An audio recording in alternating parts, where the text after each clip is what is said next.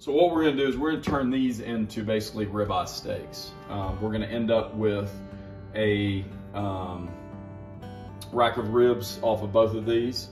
This is from the forward quarter carcass of a steer, and roughly about 7 bones per roast. So I'm gonna start by taking this fat cap off. Nice looking meat. Well, thank you, honey. The other meat. All right. So we got some of that fat cap off. What we're going to be doing is separating that rib roast, or the ribs, from the roast itself. Once we got that done, we can start. Turn my knife the right way. We can start kind of separating this. You know, growing up in the country, skinning out deer meat.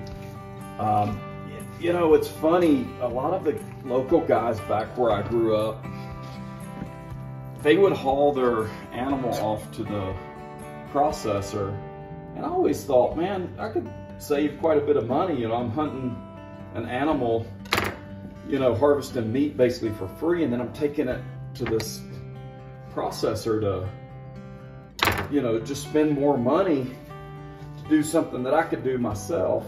And I've talked to a lot of guys from back there and from back east, and you know, it's funny because a lot of them are like, well, I don't really know how to make a steak out of a deer. Well, a lot of times you just follow this intramuscular, not intramuscular, but this fat and this kind of silver skin, and you can separate out the muscle groups. And that's exactly what I'm doing here. I'm just kind of separating out these muscle groups. If there's something larger that needs to be cut, well, you know, I'll cut it.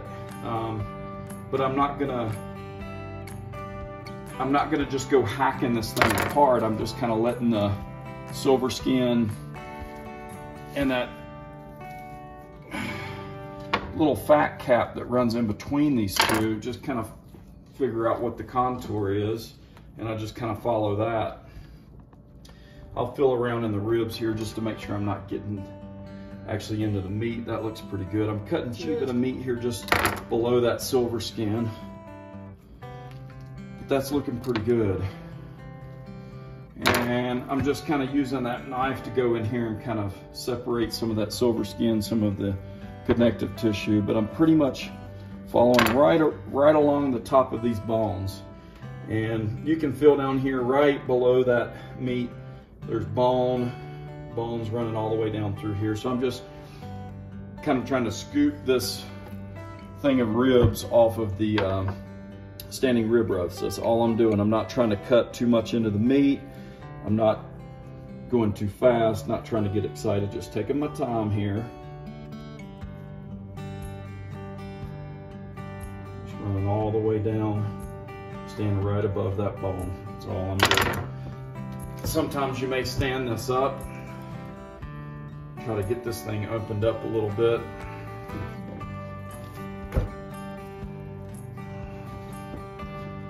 There we go. Now we can kind of see in here, see what we're doing. Just kind of keep that splayed open. I'll turn this kind of upside down. My wife is from the Philippines, and we love a soup called sinigang. Just a great soup, and these are excellent bones for that. Now there is a fat cap that runs along this, and a lot of times, you know, you'll hear folks talk about the old timers keeping fat. Well, you know what? I keep all my fat. I'm not really an old timer, but this is pure energy right here for human consumption, and I use it. What I use this particular fat for is I make a lot of hamburger out of this. And we buy stuff on sale. If sirloin goes on sale, I'm buying sirloin. If chuck roast happen to be on sale, I'm grabbing some chuck. And I'll cube this up a little you know, in probably 2-inch cubes. Throw it in a Ziploc bag. Typically, I wrap my stuff in butcher paper and then throw it in a Ziploc bag. Try to get as much air out as possible. And I've used this stuff up to, you know, a year or so in the freezer. I'll bring it out, combine it with some chuck, combine it with some sirloin, and I'll make some of the most excellent hamburger that you've ever eaten in the world. And I normally do those hamburgers, I'll smoke those on the double drum smoker. I've got a video on the double drum smoker build if you're interested in making one of those. But those burgers normally cook for about 2 hours, which seems a long time, but they come out just perfectly smoky, perfectly tender, and just awesome. But there's our rack of ribs with most of the fat trimmed off of that. All right, so now what I'm gonna do, it's still relatively early. I have had my first beer, but we'll probably turn this into steak and eggs right here. So I'm just gonna cut that off at a little bit of an angle. It's not the prettiest steak, but that's gonna go for us right now. Same thing on the other side. I'm just gonna kind of trim this straight across. And again, just kind of take that edge there. We'll take this off and make some steak and eggs, or just something to kind of go along with the beer that we're drinking. So here we go. We're gonna turn this basically into rib steaks. This is basically your ribeye. It's kind of up to you on how wide you want these, but I think I'm gonna go with about 1.25 inches on all of these steaks. All right, let's bag this up, hon. All right. This is our second roast. Try to get some of this fat cap pulled off.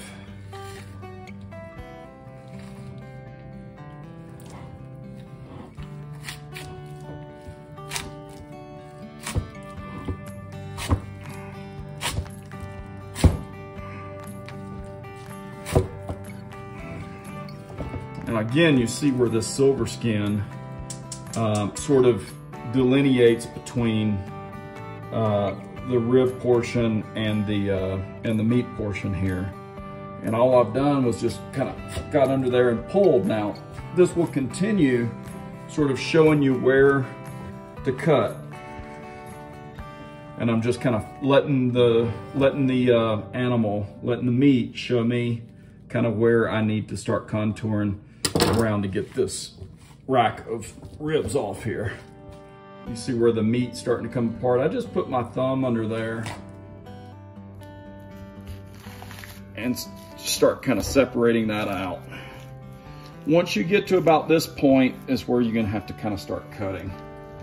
And I pulled about all I can pull, and I've done almost no cutting right there. This is just all just pushing and kind of pulling and separating those out. And now you kind of get to the point where you've got some ligaments kind of connecting, or tendons, or whatever you want to call it, some connective tissue connecting those together. Here's where you kind of got to get in and just start separating those out. Simple as that. Once you get those kind of cut a little bit, you can roll the meat section forward kind of off of that rack of ribs. And then again, just kind of come in there, hanging very close to the bone, and just separating that out.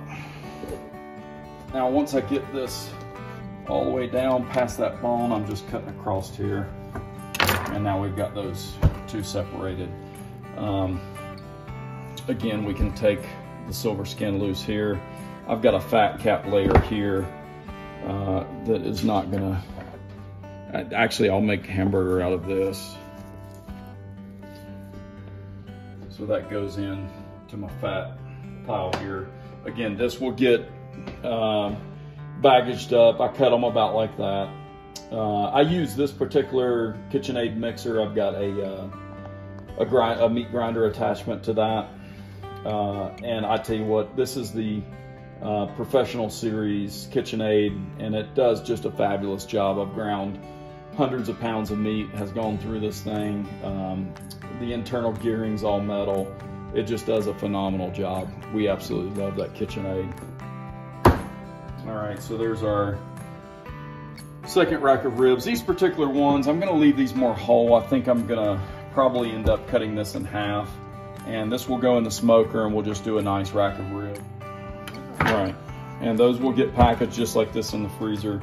We'll make stew meat out of these or throw them on the barbecue smoker, the double barrel smoker for a nice, probably a 6-hour cook on those.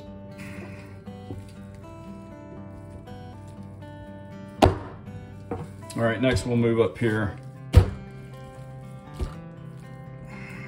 Again, I'm gonna take a little bit of a cut off of this. We'll probably eat this portion today.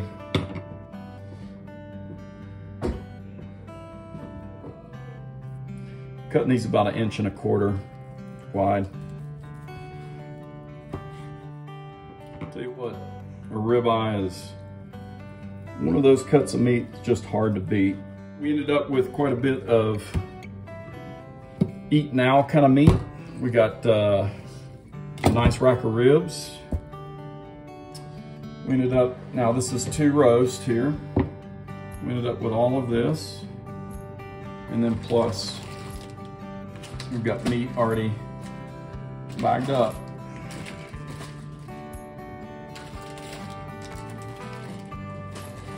And we've got some fat, which we're gonna use the next time we make hamburger at home.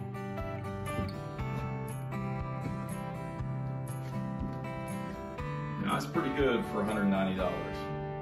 And we're not talking about sirloin, we're not talking about chuck steak. We're talking about rack of ribs, and we're talking about ribeye steaks.